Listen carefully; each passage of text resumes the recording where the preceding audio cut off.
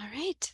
So I'm gonna welcome Kyle Poplinski and Alita Meyer. They have always done a few minutes in our opening at the HARC meeting, and so this year we are very glad that we've talked them into a much longer session at the end of our meeting. So we're really glad to have them with us today, and they're gonna talk a little bit about the larger MIECHV learning agenda and how HARC fits into that, how precision fits into it, and kind of what we can all look forward to in the next few years in terms of MIECHV and the projects that they're funding. So we are thrilled that they are here with us today. So I will take it away, Lita. Thank you. Well, thanks. It's a great opportunity, and it's fun to be sharing at this end of the meeting after getting to listen and learn today. So we thought it'd be really helpful to make some really clear links between the precision framework and the MIECHV learning agenda. And so I'll be getting us started off, and then both Kyle and I'll be sharing examples.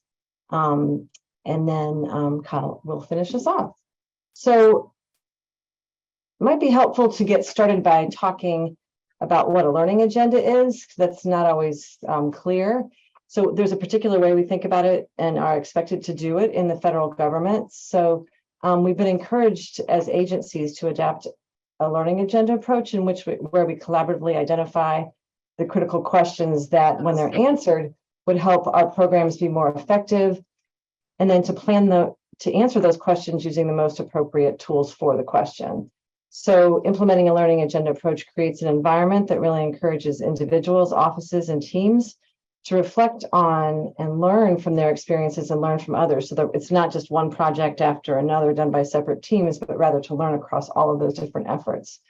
So it's a planned approach to learning and improving program performance through evaluation and analysis. And a learning agenda is flexible, and once it's integrated into an agency's processes, or in this place, both HRSA and ACF, it can really help staff and partners build knowledge in a planful way and learn rapidly to enable kind of iterative course corrections and improvements. So since the inception of the MIECHV program, we've been engaged in a broad portfolio of research, evaluation, continuous quality improvement, and performance measurement. And a few years ago, ACF and HRSA created an explicit learning agenda to better understand and communicate how we're learning about the MIECHV program and to help guide our future learning. So the MIECHV learning agenda seeks to articulate how different types of investigation can be used concurrently, so at the same time, and then in tandem, to improve home visiting services and ultimately family outcomes.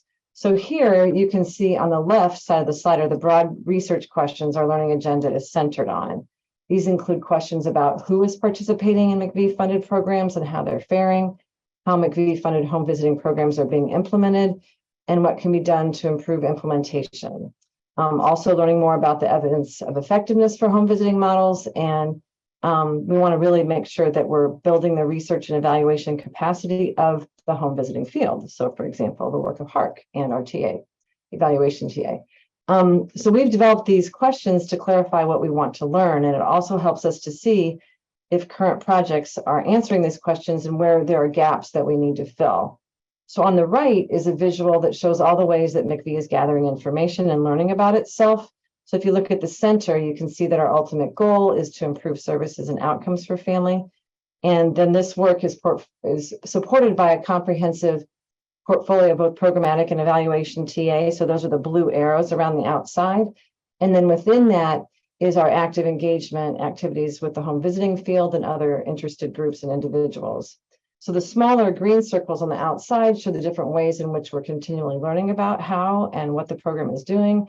And this informs ways to improve services. So these are examples are performance measurement, continuous quality improvement, implementation research, and impact evaluation. So each piece of this learning agenda provides important information about how the program is doing, but no one piece tells the whole story. So we don't expect MyHope, for example, to tell the whole story. You need all the pieces to get the most complete and accurate picture. So one way to think about this is that precision home visiting research and results can contribute to and shape the information that MIECHV gathers to understand home visiting. And there's the precision model. but it can also, the precision paradigm can also facilitate answering our learning agenda questions through a precision lens. So you'll notice that a lot of our questions have precision elements. So, precision can shed light on the details of how we move from implementation of a home visiting model to family outcomes, allows us to better understand differential impacts and outcomes, building on previous federal impact research, and it provides insight into how to target services to more equitably meet family needs and reduce disparities. And so I just put my pictures over my arrows and there we go. Okay. So what we thought would be helpful is to kind of go through a few projects and show you how we map on to the precision paradigm. And so I'm going to pass it over to Kyle for this first example. Great. Thank you so much, Alita. And it's wonderful to be with you all this afternoon and appreciate the opportunity to share a little bit about some of HRSA and ACF's joint work around the MIECHV learning agenda. The first example we're going to provide is an example of a project entitled Measuring Implementation Quality in MIECHV-funded evidence-based home visiting programs. I'm sorry, Kay, am I advancing slides? Sorry. Alita's advancing them. Oh, perfect. Alita, thank you. Great. So just to map, I'll talk a little bit more about the project in just a second, but just to map how we see this project as contributing to the precision paradigm. This project is really looking at the context that surrounds home visiting interventions, as well as ways to better understand and improve both intervention usage and interventions themselves. So this project, the goal was to identify and categorize critical elements of home visiting implementation quality in a conceptual framework. We did that through engaging with MIECHV awardees and tribal MIECHV grantees and other experts throughout to create hypothesized connections and linkages between elements of the home visiting landscape and the quality of the services and outcomes that were being provided, and then to develop strategies for assessing and evaluating those hypothesized linkages. So this project created a literature review, a conceptual framework, and a series of study design reports. And it was really premised on the idea that there was and still is no sort of agreed upon conceptualization of home visiting implementation quality, and really limited evidence about which specific features of implementation promote better family outcomes. So there's that precision linkage right there. And also a lack of understanding about what implementation quality looks like at different levels of the home visiting system. So recognizing that service delivery is just one of the levels that impacts the quality of services that are being provided, and that there's a whole ecosystem of compounding levels that really impact services.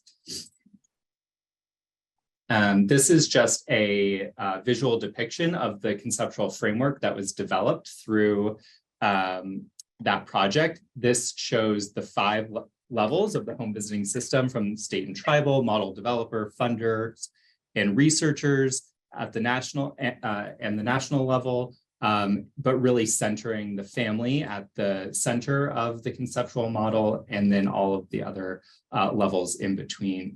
And then you'll notice that there are, I believe, 9 threads of quality that run through all 5 levels of the home visiting system.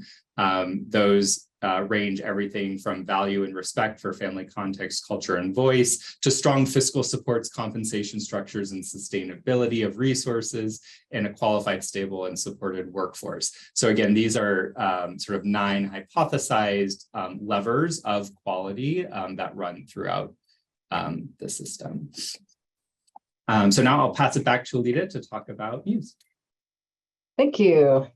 So I know that about half of you got to hear about the MIECHV study. That's the multi-site implementation evaluation study of tribal home visiting that's being done by James Bell Associates and the Center for American Indian Alaska Native Health.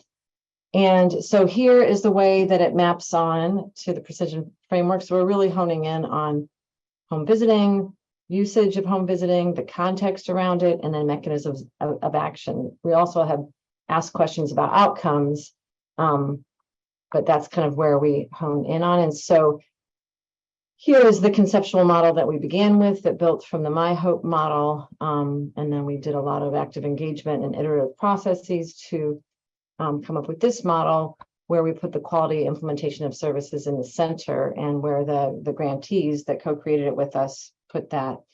And so that was kind of changing where the precision is thinking about where that is. And then we have multiple sources of data that we're looking at. So we're looking at the implementation plans that they have, doing a qualitative analysis of that. We have interviews with staff and caregivers, and then we are utilizing a lot of existing data a lot of existing data through the local program data, implementation logs. And then we also had 3 new sources of data that we're using. But so with all, I'm super excited to share with you, but not able to do that today. But next year you'll be hearing a lot. So I think now I'm going to pass it back to Kyle. Great, thank you. Popcorning back and forth here on projects. So the next project I'm going to talk about is the Advancing Health Equity in Response to the COVID-19 Public Health Emergency project. So again, situating this on the precision paradigm, again, we're really looking, and I want to emphasize for this project, really focusing on the context that surrounds the implementation of home visiting services, in this case, in the specific context of the pandemic. And I'll talk a little bit more about the project in detail in a second, but also focusing on what were those services and how were they affected, interrupted, or supported during the pandemic in order to support families and reduce health disparities that were occurring during the pandemic. So the purpose of this study was really to learn how families, communities, and home visiting programs were affected by the COVID-19 pandemic, really understanding how home visiting has adapted to meet family and community needs as a result of the pandemic, and in the context of both contemporary and historical social and structural determinants of health and the disparities that were being caused. And better also, and I just said that, better understanding how we improve health equity through the pandemic. So the main research questions were what communities that house MIECHV funded home visiting programs had disproportionate impacts of COVID-19. Those often overlap with historical disparities in health outcomes to begin with. And what role did MIECHV funded local programs play in advancing health equity for families and communities disproportionately impacted by COVID? And what were the needs that home visiting programs weren't able to address in these communities, and how did they either successfully or unsuccessfully rely on other community supports in order to fill those gaps?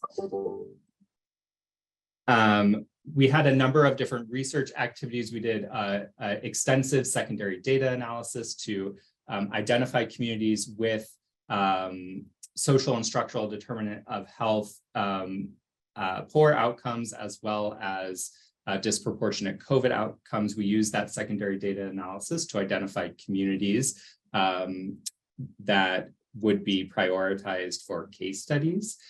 Throughout the process, we've gathered feedback from community advisors. I'm going to talk a little bit more about our community engaged approach through this project in the next slide. And then we're conducting 5 case studies of communities with home visiting programs that were disproportionately impacted by COVID. So the case studies will explore the way in which COVID-19 has shaped families' experiences and also how home visiting has helped address health inequities from the pandemic. I highlighted the context box in the precision paradigm earlier. That's because a key aspect of this is conducting a community level policy and landscape analysis to really understand not only the home visiting program's experiences, but how those experiences were situated within changes in policy, both formal and informal policy that occurred during the COVID-19 pandemic, and how those were differently experienced across different communities. We've used a community researcher approach to assist us in this project, understanding that community context and community knowledge is really key to helping us understand the experiences of both families and communities throughout the pandemic. And we've actually hired on members of the community to be part of the study team throughout the process. So they are assisting us with shaping research questions. Now that we're in the data collection phase, they're helping us with recruiting participants for surveys and focus groups. And they'll also be involved in the analysis and interpretation of findings portion of the study as well. This is sort of an innovative and great example of how federal investments in research and evaluation can really include a community-based participatory approach, which is sometimes challenging given some of the limitations that we have at the federal level. And then the community profiles will be one of the dissemination products that results from the case studies. Each community that we're doing a case study with will have their own community profile. These are intended to both disseminate results and findings from the case studies themselves, but also be tools for the communities to better understand their own strengths and needs, and will be given back to the communities in order to help them talk about their either their strengths or their unmet needs that were identified during the pandemic, and share that back with their local policymakers or other interested parties. So those community profiles will include some of the information, of course, that's on this slide, and really help to contextualize, bring together both quantitative and qualitative information to help contextualize communities' experiences during the pandemic. Alita, back to you. Thanks. I don't have a slide right here, but I meant to say when I was talking about MIECHV that, so much of the research to date has really focused on what's happening between the home visitor and the family, and really been focused in there. And with the way that MIECHV is studying the broader context, the services, the programs and the broader community, we're getting all kinds of information that I think will be extremely helpful for tribal home visiting, but also helpful for thinking about all kinds of home visiting that's in communities that are different from where that original evidence base was developed by those giants that Allison talked about earlier. So the last project we're going to talk about in this kind of way is the supporting and strengthening the home visiting workforce. And so SASHV, so when we map it onto the precision paradigm, it focuses on workforce supports, specifically the use of reflective supervision that affect the ways in which home visitors are able to deliver interventions to families. And so the purpose of the study is to advance understanding of how to support and strengthen early childhood home visiting workforce. And then it builds off of national studies of MIECHV and home visiting career trajectories and local evaluation. So that's part of that learning agenda piece. Like, it really came out of what we were learning from those projects and where the gaps were. And we realized that we needed to hone in on strengths and challenges of home visiting as a career. And so it's really focused on professional well-being and reflective supervision. And so the groundwork phase was to develop conceptual models and to review current research measures and to develop a practitioner resource, including actionable information. And so this is the conceptual model for SASHV for reflective supervision, and it was developed with a precision home visiting lens. And so you can see that there are 5 levels of context there. So this is the federal, tribal, state home visiting service model. There's cultural and community, local implementing agency or home visiting program, service delivery, and then individual staff characteristics. So that's the way that they're viewing context. And then within the elements of the program, so like the core components would be the structure and mode of delivery, the focus within the session, supervisor techniques, and reflective process. And those are all part of this supervisory relationship. And those pieces are going to affect reach and engagement. And then the idea is that they would affect proximal staff outcomes, such as their supervisee knowledge, attitudes, values, their reflective capacity, their coping skills, their emotion regulation. And that will have these intermediate staff outcomes where improving reflective practice, job performance, job satisfaction, job meaning and fulfillment, self-efficacy, and psychological well-being. And then the distal program outcomes of staff retention, program quality, family engagement, and family and child outcomes. So it's really amazing model for really thinking about how is what makes reflective supervision active. And so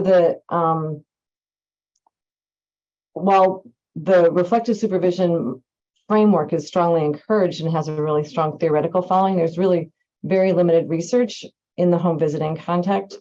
And the literature review revealed virtually no empirical connection between reflective supervision and longer term outcomes like staff retention.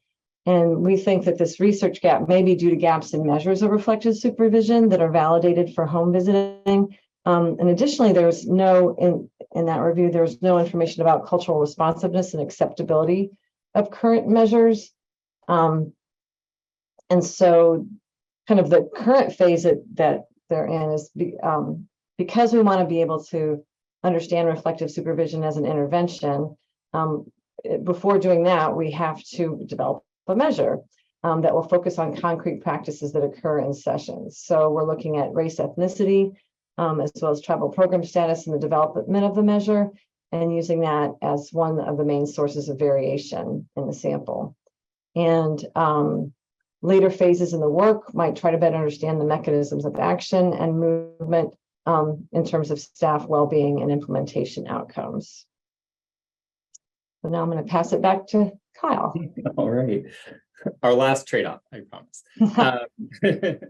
So as we're wrapping up, we just want to highlight some of the key takeaways. I hope, we've sort of highlighted how federal projects fit into the precision paradigm and some of the broader work of HARC, and really highlighted how the MIECHV learning agenda and the precision paradigm and precision home visiting more generally are very well situated together. Certainly, we're interested in providing precision insights into learning agenda questions. Some of them already are very focused on precision approaches, and to the extent that we can integrate precision approaches or precision questions into our broader learning agenda questions, we're very interested in doing that.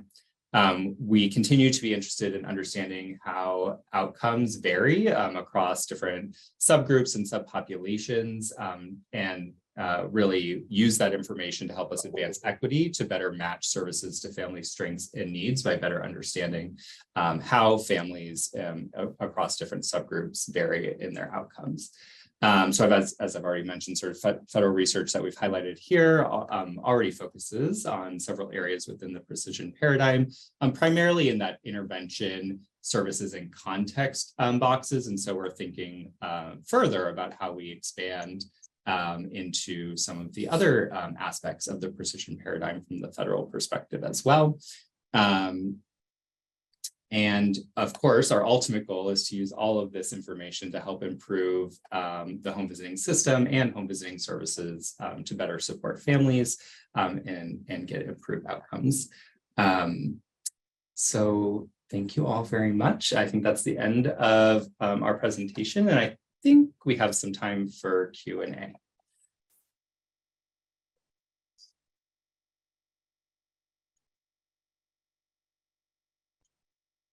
I couldn't get myself off of mute. This is Allison. Hi. First of all, just thank you so much. This was so fantastic, and I can help moderate and definitely help watch the chat. Does anyone have any questions for Kyle and Alita?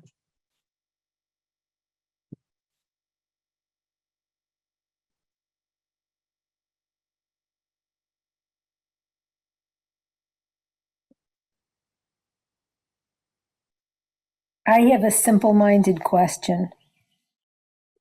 Alita, you started by saying that learning agendas have a special definition and role in the federal government. I'm curious to know about the life of the current one. You know, is it something that, you know, just kind of evolves? It doesn't get replaced by another one, but can you give us a sense of that? It's definitely an iterative process, and we are working towards being very transparent about it, which is part of this presentation and other efforts. But it's not stagnant. And I think that we are very, there's a lot of ways to think about it. One of the ways I've been thinking about a lot is, how can we make sure that what we generate is really helpful for staff in doing their jobs well across the board. Kyle, that might not be a very satisfying answer, Anne. What do you? No, I would just say we're sort of in a constant state of sort of iteration, review, update. The extent of that, to how that gets translated into sort of our formal documentation of the learning agenda varies depending on sort of where in the cycle we are. But beyond just the learning agenda, like that sort of visual that Alita presented on the slide, I think, you see the evaluation priorities that have come out of HRSA and ACF are all sort of indications of where we're going with the learning agenda and where our thinking is evolving as we're learning more and incorporating different types of ways of knowing into what we understand about MIECHV. Mm-hmm. And I think just changes that in the legislation with the new reauthorization have kind of, that's part of our process right now, is kind of reflecting on changes in, just thinking about all that. So we have to incorporate that too. Any other questions or comments?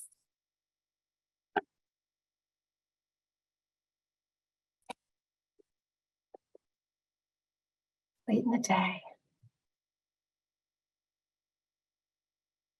Well, I can't stand silence, so I'll say just one thing more.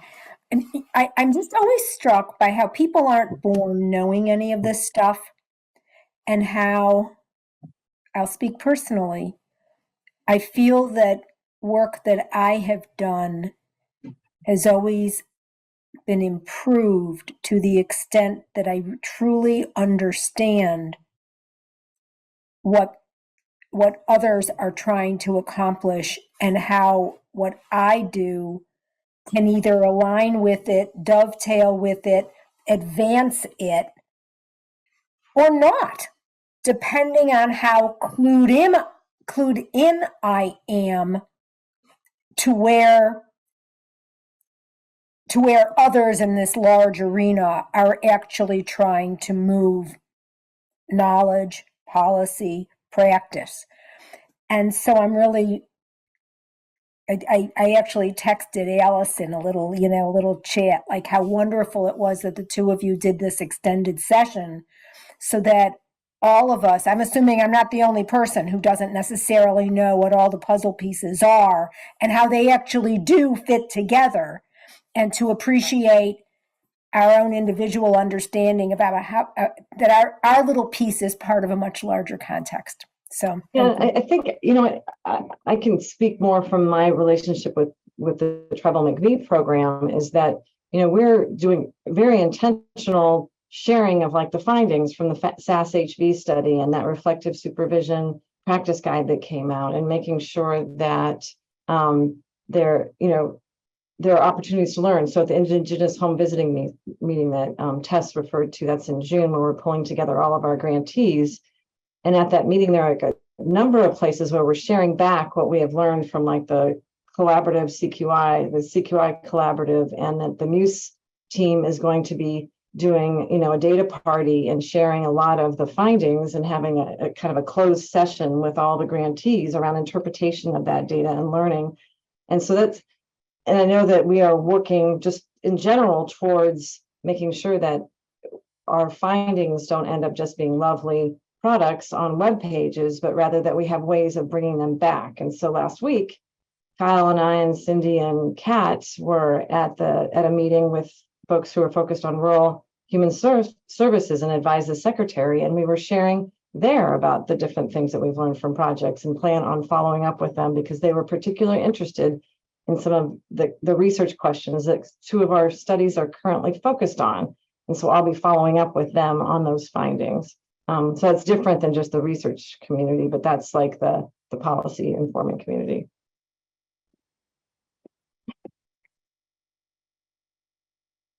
I see several comments in the chat. I don't see any questions, but folks should feel free to take themselves off of mute if you'd like to phrase your comment as a question. Thanks for putting those in the chat.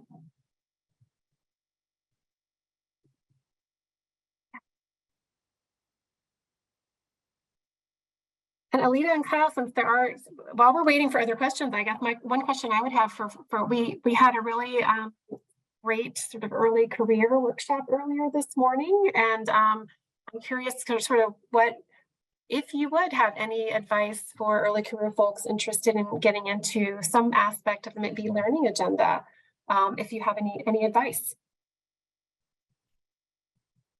Hope that question's not too broad. We have a lot of opportunities in the tribal MIECHV space. So there's the Summer Institute at the Tribal Early Childhood Research Center holds at Johns Hopkins. It's going to be virtual this summer. That's for early childhood care home visiting, Head Start, child care program directors and others who are interested in research and evaluation. So it's a week-long intensive course.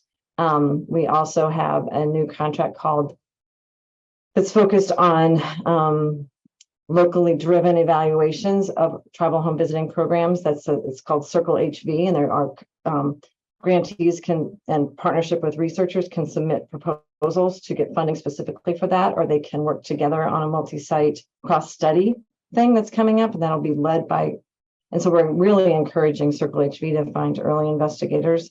Those are just a couple of examples from the tribal space. Kyle? Yeah, I would highlight some of, actually not specific to MIECHV, but MCHV-wide resources related to research grants that are single investigator initiated or secondary analysis research grants, those sorts of things that are really well poised for early career researchers to be successful at and give an opportunity to certainly, we would be very interested in home visiting focused proposals around those types of opportunities and could talk much more about how to frame those in a way that would be really well integrated into the learning agenda. Terrific. Thank you for that. All right. All right. I think we have someone with their hand raised too. Oh, thank you. Hello, hi, this is Chin Lee. I have a quick question about the role of the early home visiting program, how they can promote maternal mental health, preventing injury violence, promote family resilience as a content area. So in the chat, I put some information here related to the agency-wide approach in HRSA strategy to address ITV in 2020 publication. Also, the Home Visiting Collaborative Improved Innovation Network emphasized and monitored the increase of routine services on relationship education. Available programs are not comprehensive and standardized across home visiting model. If this is the issue and how this could be addressed too. I will certainly let someone much more expert than me talk more about how home visiting can impact mental health and resiliency. I can talk specifically to this citation that you've provided about the HV Collaborative Improvement and Innovation Network, or COIN. So the HV COIN is a quality improvement collaborative that HRSA funds in order to provide intensive support, quality improvement support to a handful of selected MIECHV awardees and local implementing agencies to develop quality improvement initiatives around specific topics. So maternal depression is one of our long-standing investments as part of the HV COIN and has shown great opportunities for improvement in both increasing screening and referral for maternal depression, and also seeing positive outcomes in the reduction of maternal depression symptoms among home visiting participants. Again, I think this about it's not comprehensive or standardized is because it really is a targeted approach where key awardees and LIAs are participating, and it's not been sort of rolled out at a national level. So that's that reference there. Thank you. And any thoughts how to build family resilience to address the current needs of maternal mental health and violence prevention? Because the leading cause of maternal death in this country, well known, include overdosage, suicide, homicide.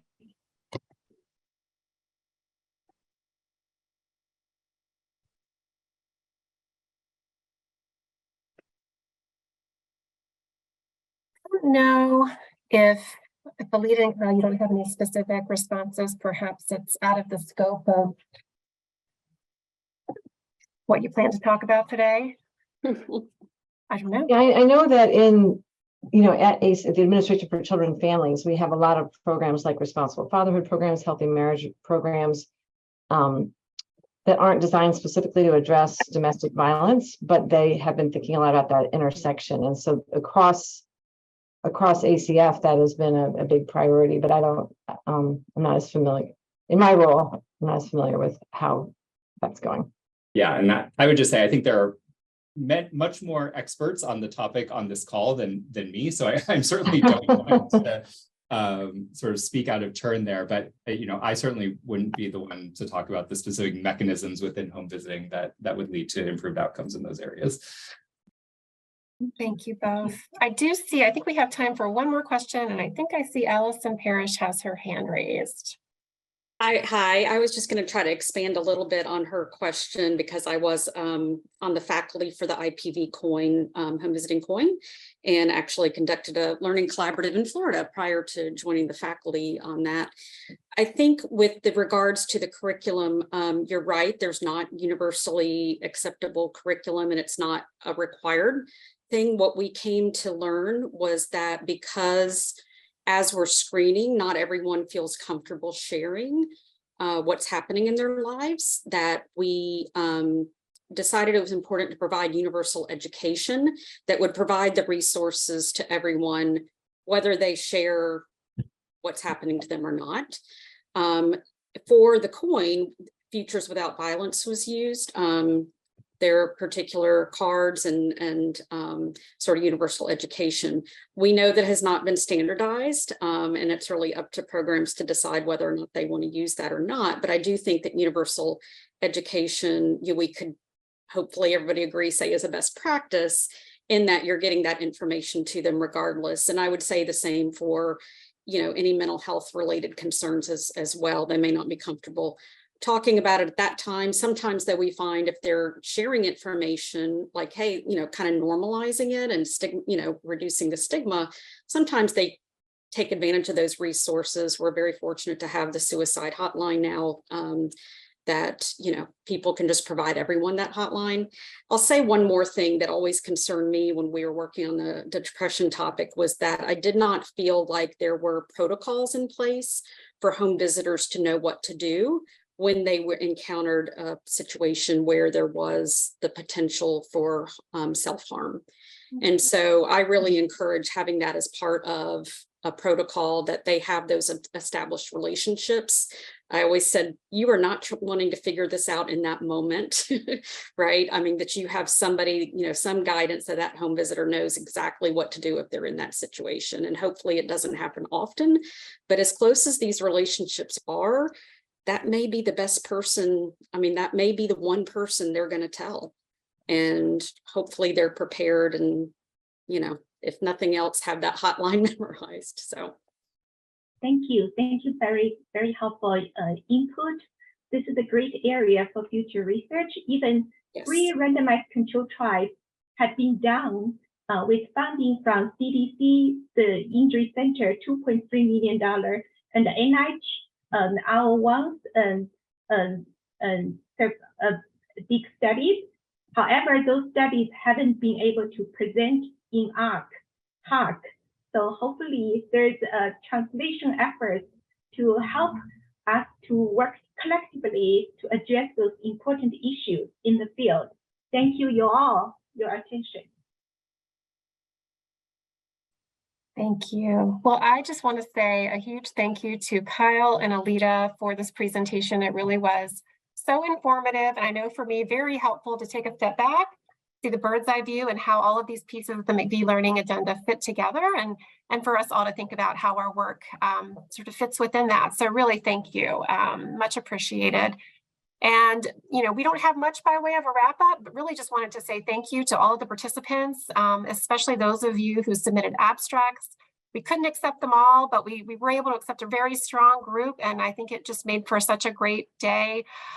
Thank you to everyone who helped put this meeting together, especially Kay and those on my team who worked so hard, as well as this and on the website. A couple of reminders to please check out the new website, all of the resources that we shared with you. Please complete your HARC re-enrollment survey, as well as the meeting evaluation that I believe we will send out tomorrow. But really, it was such a great meeting. If you feel like typing something in the chat that you learned today that was new, feel free to do so. We welcome you to do that. Otherwise, you can save it for the evaluation. But really great to be together, at least virtually, with all of you, and hopefully next year we'll be back in person. So thank you all. Enjoy the rest of your afternoon. Take care.